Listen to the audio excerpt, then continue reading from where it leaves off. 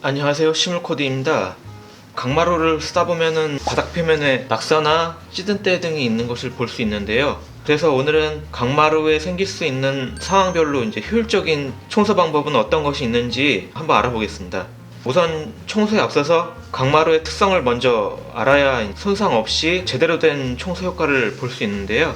강마루는 합판 표면 장식제를 입히고 그 위에 투명 보호층인 오버레이 멜라민 수지의 라미네이트를 고온으로 압축한 제품입니다. 강마루의 대표적인 오염 물질로는 알칼리 성분의 석회질 같은 물질이 있고, 산성 성분으로는 땀이나 손때, 곰팡이 같은 것이 있는데요. 특히 지성은 기름때라고 해서 유속 매직이나 삼겹살 같은 고기를 구우면 나오는 미끌미끌하게 남은 기름을 말하기도 하는데요. 그 외에도 각종 오래된 찌든 때가 있을 수 있습니다. 그렇다면 이러한 오염 물질은 어떻게 청소를 해야 쉽고 깨끗하게 지울 수 있을까요? 우선 산성은 베이킹소다, 알칼리는 구연산을 통해 중성화 분해시키거나 기름 같은 지성인 경우에는 알코올이나 소주를 이용해서 지울 수 있습니다. 또한 오래된 때 같은 경우는 스팀 청소로 열과 수분을 통해서 때를 부풀리고 압력으로 분해시켜서 오염물질을 지우면 되는데요. 여기서 주의하실 점은 철수샘이나 딱딱한 제품으로 빡빡 문지를 경우에는 투명 보호층이 벗겨지면서 문제가 생길 수 있습니다. 만약 보호층이 파손되어서 찍힌 면이나 긁힌 면이 있으면 청소 전에 반드시 필러로 메꿔주셔야 하는데요. 인터넷에 검색을 해보시면 강마루 보수제라고 해서 많은 제품들과 방법이 나와 있습니다.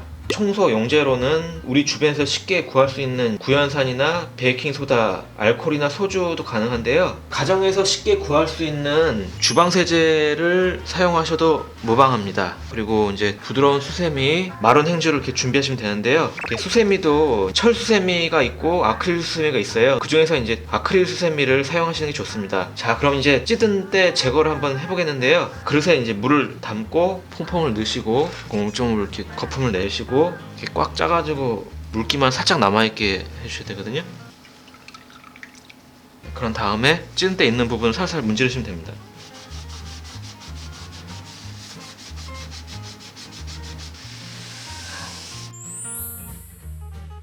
그리고 아이들이 있는 집이라면은 벽이나 바닥 할 거 없이 낙서가 된 모습을 쉽게 보실 수가 있는데요. 특히 유성 매직 같은 경우는 물로는 지워지지가 않아서 난감할 수 있습니다. 이럴 때는 물파스를 이용해서 손쉽게 지울 수가 있는데요. 낙서를 해서 한번 지워보도록 하겠습니다.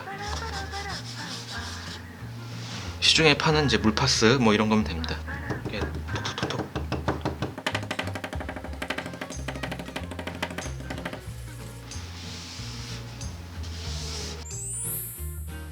그 외의 상황으로는 스티커 자국이 있을 수 있는데, 스티커 같은 경우는 스티커 클리너가 있습니다.